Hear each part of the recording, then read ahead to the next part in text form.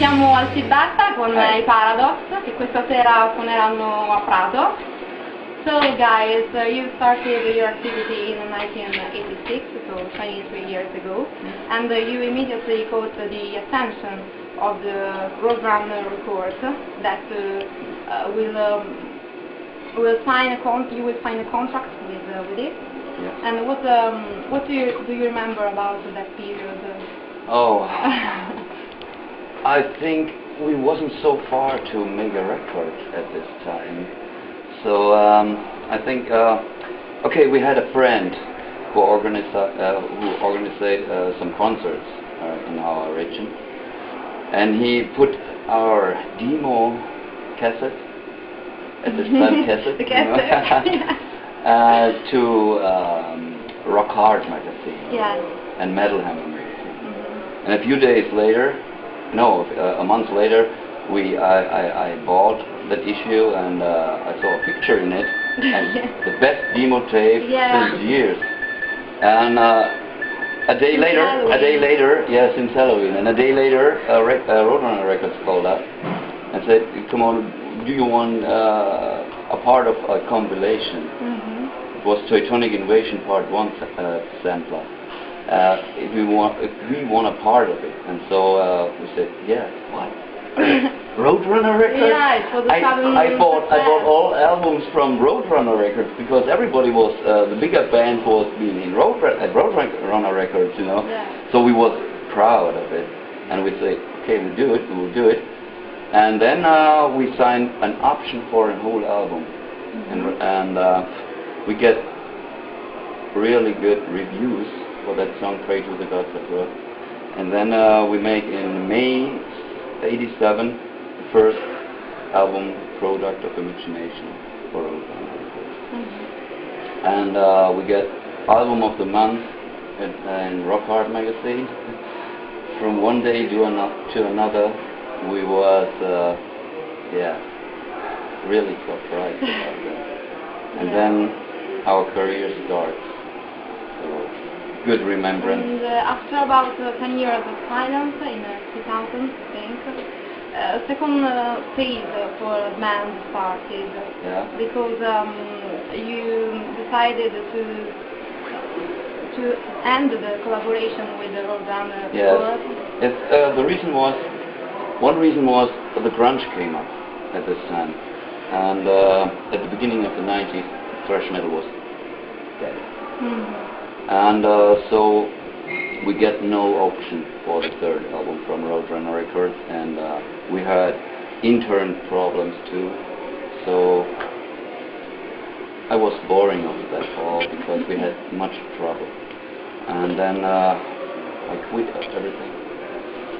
But after 8 years, someone calls me, "Do you have an unreleased track of Paradise?" I said, "Yeah, I wrote the whole album, the third album, but we get no contract." Yeah. And then we get a record deal by AFM Records. Yes. Yeah. And then we start our second career. But after that, and then we recorded at 2000 Collision Course, the album, our third album. But after that, I'm getting sick for a few years. So that's why we're taking 8 years more to release Electrify. Yeah, it's appreciable that despite your problems physically and personally, you give everything for the band. Yeah. So it's cool. In my head, well, I don't want to quit that band because music is my life. But we had I saw no chance. But so now I'm here. We have a chance. We have a good chance because now we don't want to make a break anymore. We released Electrify in 2008, and on the 16th of October we released our new album, Riot Squad. Yeah. Did you feel a certain pressure for the sudden success you reached? No, because music is a hobby for me. I'm a fan of that music, and I'm feeling no pressure. No. I know we have a lot of fans really who loves Paradox from the 80s, and these bands are still there. So Riot Squad would be out soon in October, and what are the differences between the last album and Electrify? I think this is the most professional album. I think this is that album with the most sad songs on it. And I think it's a lot heavier than Electrify. And now Achim Köhler will mix that album, and I hope we get a better sound than Electrify. We will get a better sound. We will get a better sound because the songs rhythm are all recorded already. We're only working on the voices now. Charlie's singing. I did the lyrics are all done. Everything is recorded on the instrument. So now we're really concentrating on getting a good sound and making everything nice. And we have the first impression of the songs. They are a little bit more old school, and I think we're on the right way. More Crusaders Revenge. But also, you would never say that Electrify was not a good album. It was also it was just a theme that we from those days that Charlie went through hard times. We had a little bit more time to think about experimentations, and it's like a very progressive album also. So this time also progressive elements will be in there, but there are some contamination. Always Paradox style, you know. There are two of the fastest songs on that album ever.